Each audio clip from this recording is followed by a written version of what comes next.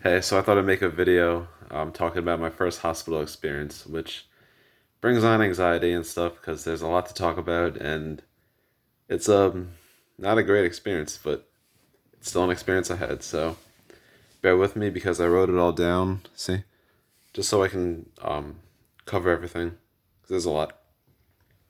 I still don't think I actually got everything, but here goes nothing. So it started because I ran away from home because I was suicidal, and I think I got into a fight with my dad. It was something like that. But I took a train to New York City. I'm from Long Island. And I walked around in the middle of the night in Manhattan, just kind of like watching everything go by. Because, like, I'm like, it's. Oh, wait. Let me turn this off. Okay. So, yeah, I was like, all right, like, I'm gonna die. Like, I wanted to kill myself. So I'm like, whatever. Just walking around. I saw that movie Trainwrecked, and it's like a comedy movie. I don't know if you've ever seen it, but I was just pissing money away and just like wasting time. So yeah, I saw Trainwrecked. I don't even remember a lot of it, but whatever. And I think I ate food too, like that street food. And yeah, I was walking around like aimlessly, and it seemed like random people were like laughing at me and staring at me because that was part of my illness. I didn't know I was sick at the time. I thought I was just like I thought people like knew who I was, like random strangers, and they thought I was like stupid or something. Yeah. Eventually, I ended up with about $100 in my pocket, and I took a train to Long Branch, New Jersey, because New York City was like upsetting me because I was there in the middle of the night and I saw people with like, they seemed like they were in gangs or like I saw prostitutes, and I was like, yeah, I'm just going to New York City. I mean, New Jersey. I had a box of sleeping pills on me, and I was gonna take them, and I was gonna buy alcohol too, but I still wanted to just live the rest of my life. What was left of it, I thought. So I got to New Jersey and I'm walking around. It's raining, and uh, I don't really know what to do. So I'm literally just walking around Long Branch. I went to a library and I was just spending time just bullshitting there. Yeah, I remember. I don't remember where the streets were or anything like that, but it's a cool little neighborhood in Long Branch. I purchased a motel room because I was like done walking and exploring, so I got a motel room for about $80 one night, and yeah, like I asked a stranger, I'm like, do you know where the nearest motel is? And they're like, yeah, go down this street, make a right, then make a left, and keep going down further, and you'll get to the beach, and there's motels there. So I'm like, oh, cool.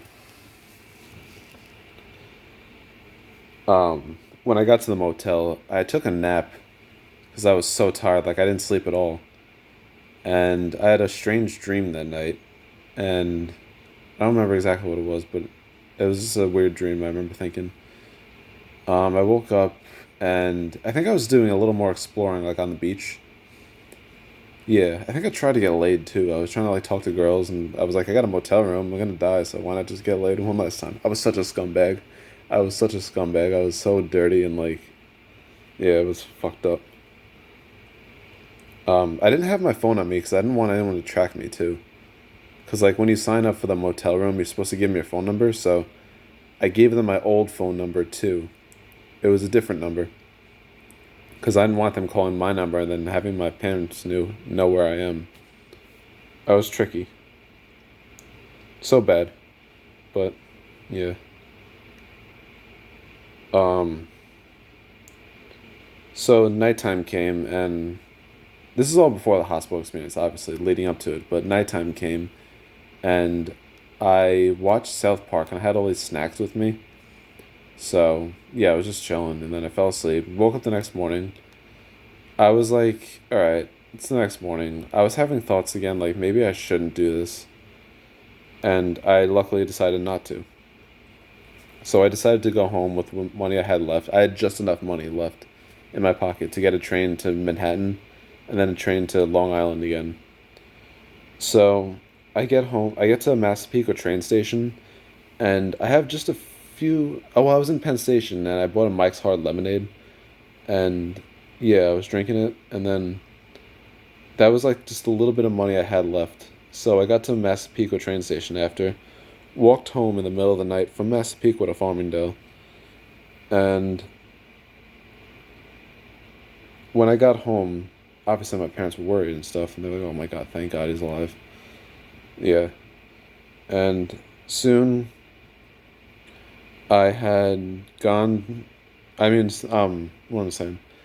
The cops had came and they were like, "Oh my God, like what happened?" And yeah, they told me I would answer a few questions for about 45 minutes at the hospital, so I complied. And when I got there, I waited like a full day in the waiting room just to get onto the 12th floor of NUMC in East Meadow. The food was horrible. People were screaming and shit like that, and whatever. But what was cool is I was talking to some other young people there. I was 21 at the time. I was talking to some other young people who had also experiences with suicide. One of them was 19, and the other two were 20. One of the guys was really smart, I remember. He was talking about, like, politics and, like, all this intellectual stuff. One of the other guys was a musician. He was a singer, really good singer. Like, he would go into the other rooms, and, like, in the waiting room, there were other rooms, but with beds and stuff while you're waiting. And he would just start singing his heart out, and I was like, oh my God, he is such a beautiful singer. He said he wanted to go on, like, America's Got Talent, or, like, one of those American Idol shows or something. Yeah, and then the other kid was, like, really negative. Like, he was really like, I'm just done with the world. He's like, I want to be, like, gone. Yeah. Talking to him was a little annoying because of his personality. Like, aside from the suicidal stuff. But, um... yeah, the negative guy had tried to commit suicide that time. He overdosed on his medications, and luckily he was saved. The smart guy hadn't tried to commit suicide. He had in the past, but at that time, he hadn't. He was there because he said he was on drug detox, which I don't know why he'd be at a psychiatric hospital for detox, but that's what he said. Um, the musician singer guy, he was there because he attempted suicide with sleeping pills. He said that he took the pills and he went to his ex girlfriend's house at night, and something happened. I don't remember what happened, but he said I think she like kicked him out or something, and then he said he prayed to God to help him heal or something like that. But then he said that didn't work. So then he prayed to Satan, telling him to heal, and that didn't work. So he just went home. I don't know. Suicide's one hell of a thing. I shouldn't laugh at that, but whatever. Um,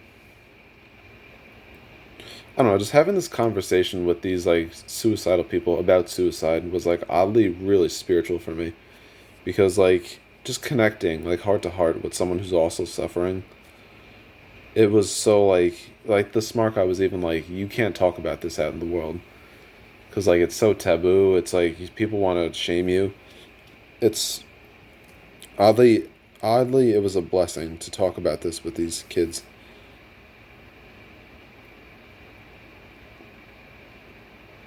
Another person I met was this girl whose boyfriend was apparently in a gang, and she said she wanted to hang out with me, but I was like resistant, and I faked like an, oh yeah, sure, I'll hang out with you. I didn't really want to.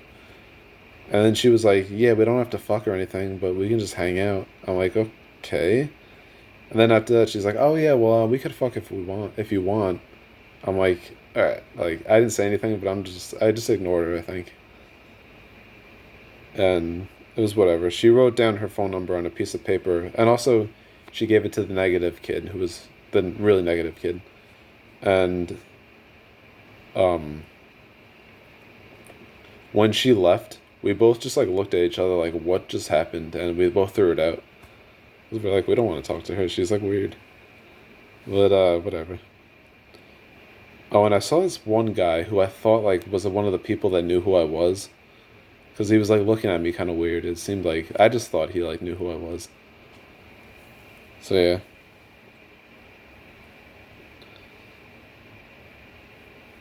Like I thought he was like there because he was trying to help me in my delusional thinking. He said he volunteers, so I'm like, oh, you want to help me?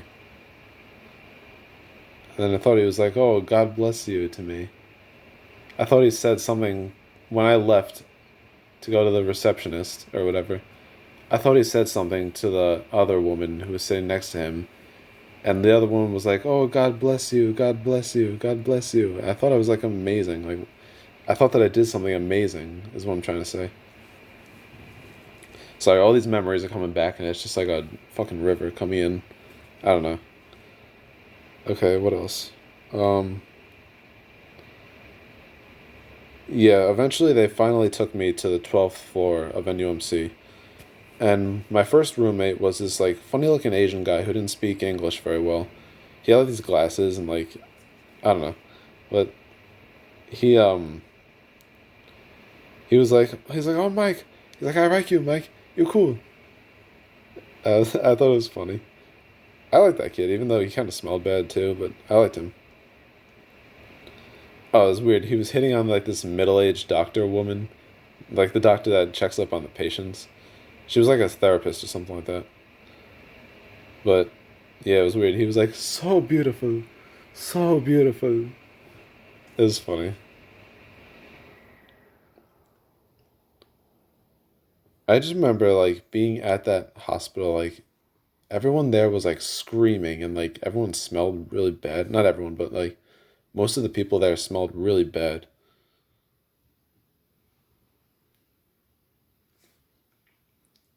I mean, I'm sure anyone could like relate to that if you've been to a psychiatric ward.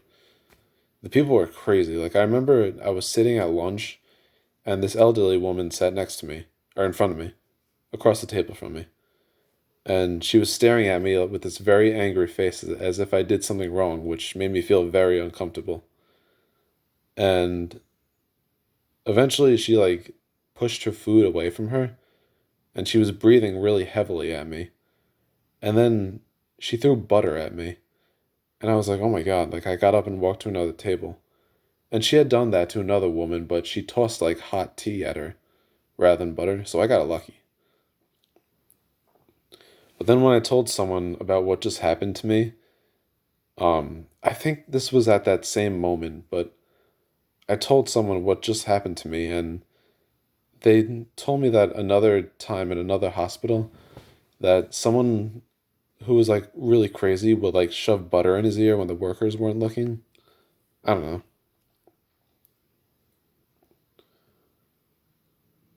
But back to the roommates, like I switched roommates eventually, and one of the new kids that walked in was one of my roommates. He was my new roommate. And it turns out he was actually a kid I went to high school with. And I noticed his like black hair and his tattoos. And I was like, "Oh, this kid seems cool," but I didn't recognize him right away. I thought it was just some random kid with like tattoos and black hair. And he was standing behind me at the front desk, and eventually I heard like, "Hey, hey, hey, hey, hey, hey, hey, hey."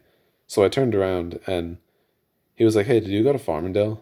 I'm like, "Yeah." He's like, "Oh," he told me who it was, and I'm like, "Oh, okay."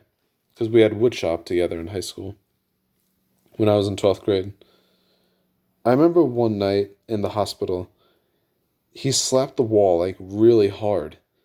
I woke up and like I thought he was like really angry or something, like maybe I did something wrong, but then I realized that he just does that in his sleep. Like it's just like some people sleepwalk, you know.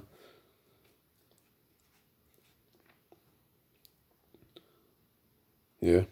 But then I had a roommate switch again because he didn't like being near the window or something like that. And my new roommate was this guy named Faustin. He was a really chill guy. Like he was there because he was in the high school. He was at his high school, the football field, in his underwear at night. The cops were called and he was giving them like kissy faces. He said he wasn't even like drunk or high, but he thought he was like possessed or something, like he wasn't controlling himself. But yeah, I don't know, it was weird. He was a really cool guy though, but something funny that happened was he told me that like he's like, "Yo, Mike," he's like, when you go to the bathroom," he's like, when you take a piss and like it goes in two different directions. He's like, "Yeah, it just happened," and he had like this piss stream all over his leg. It's really funny. And there was this other kid named Mike who was about my age.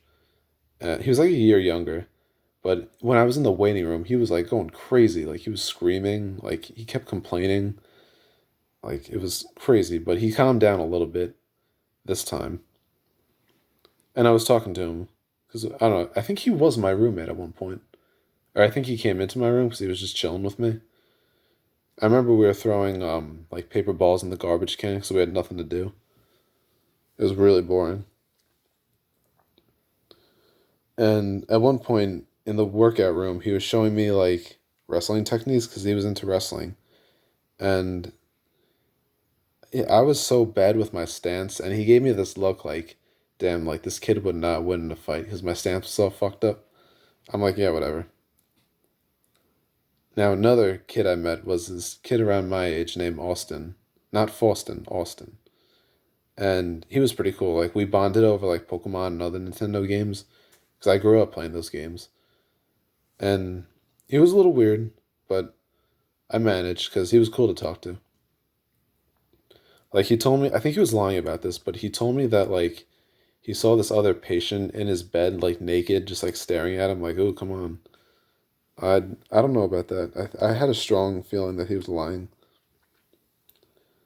Um, yeah, and then I gave him my number, but he never called me back. Like, I think he actually, like, intentionally forgot the piece of paper that had my number written on it in the computer room. Like, because when I told him, he had this face like, oh shit, he found out. Or, oh shit, he remembered. Or something like that. Yeah. Another cool guy I met. These are all people I met, obviously, but um, one cool guy I met was like repeating everything he said. He was like, thank you, or cool, cool, okay, okay. And I felt bad for him because he was homeless, but oddly, he like dresses in suits only. Because like when it was his time to leave, they brought his suit back upstairs, and he got changed into a suit. I'm like, damn, like you're homeless, but you're in a suit. He's like, I only dress in suits, man. Yeah.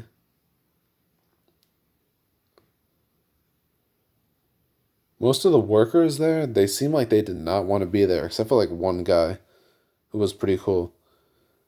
Now, the meds lady, she was like a complete bitch. Like, she would get really mad if we'd wait by the front desk. Like, she called my name to take meds, and all right, so I get there to the front desk and I'm like waiting. So I'm like, you told me to take my meds. And she's like, don't wait by the front desk. She's like, sit down, sit down, sit down. I'm like, you just told me like to take my meds. Like I'm assuming they're here, so I'm waiting to take them. And she's like getting all pissed off at me, like whatever.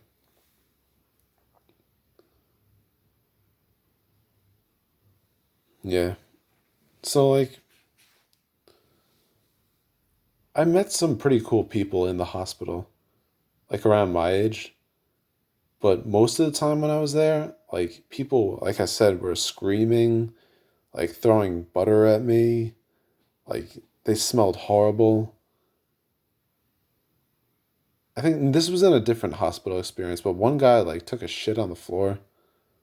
Like there was literally like poop on the floor. It was disgusting. That was a different hospital experience. I shouldn't talk about that, but I just want to talk about this hospital experience. This is my first one. Yeah. Now, when it was time to leave, that was the best time ever. It was like I was so anxious because I didn't want to wait, and I had to wait a few hours before I could literally leave the building because of paperwork, and my dad also had to come get me. But it was the best part leaving.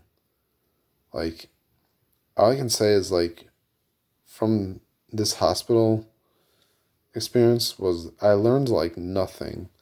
But that's because I didn't want to heal because I wasn't in like a state of mind where I'm like I want to heal. I was in a state of mind where I wanted to die. When I left, I still wanted to die. I don't anymore, so don't worry. But like all I know is that like being locked on a floor for like 2 weeks with a bunch of angry people was very upsetting for me. And I know that it's necessary if you're in that state of mind because you can't be like out in the world. You're gonna hurt yourself. But I also learned that like not all workers in hospitals are there for your best interest. To them, it's more of just a job. They don't really care. It's like anyone who's been to a psychiatric hospital knows that they're just doing a job to get paid and then go home and like just watch football or something. But yeah, I've had four other hospitalizations since then. I went to this hospital again shortly after, like about 6 months after, and then my other visits were other hospitals. So yeah, that's my first hospital experience. Peace.